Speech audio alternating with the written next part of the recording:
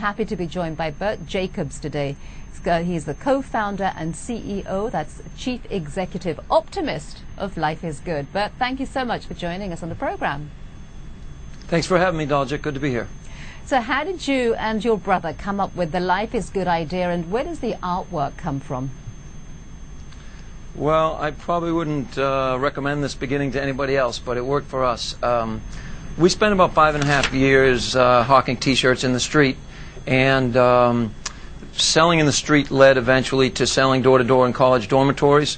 So we traveled up and down the East Coast of the U.S. in a van, and we slept in the van at night.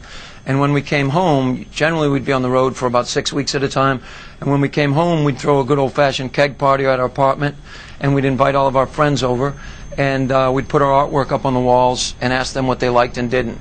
And one day my brother drew the character that is Jake. And our friends fell in love with it, and it just sort of became the life of the party. So we said we've got to do something with this, and put the words "Life is Good" under it, and got out in the street.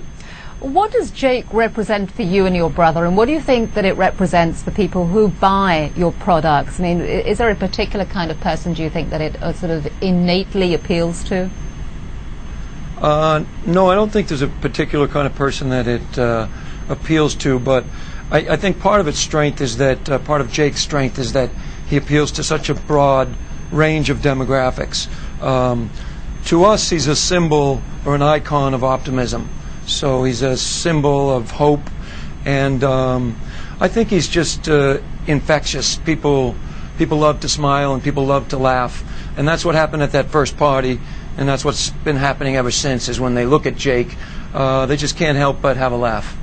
And when you look at the state of the world today and you look at your brand, I mean, are there any kind of connections that you would make there in terms of, you know, having a sense of kind of optimism despite all of the pessimism and the gloom and the doom that's out there? Well, the fact of the matter is there's just as many wonderful things happening in the world as there are devastating things.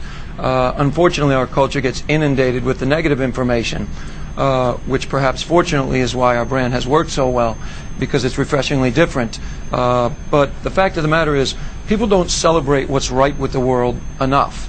And so it's not that we ignore what's wrong, and it's certainly not that we believe life is not difficult sometimes and that bad things happen. But the whole concept is to celebrate what's right with the world rather than what's wrong. And you spoke a little bit about the humble beginnings, I mean, the way in which you came up, sort of hawking T-shirts on the streets of Boston. Are you happy that you came up that way? Yes, very much so. I mean, in retrospect, I think that our business in some ways is a fulfillment of the philosophy "Life is Good." These days people will say, now life is good for you guys. You've made all this money. It's a great American dream, blah, blah, blah.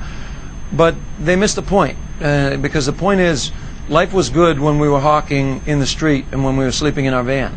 Life was good because we had an opportunity. And the character Jake often expresses that in his own way, by having no shoes on his feet, or by using a guitar that has no strings, or by having his pet dog Rocket, whose legs look like the legs of a table rather than a normal healthy dog. Right, well, but yet he's always smiling and always finds a way to be happy. And today the brand is worth $80 million with thousands of distributors in more than a dozen countries. Yet neither you or your brother have a business background. Do you consider that to be a plus or a minus in terms of growing the business? Well, I certainly wouldn't go bragging about it, and we certainly made our share of mistakes along the way.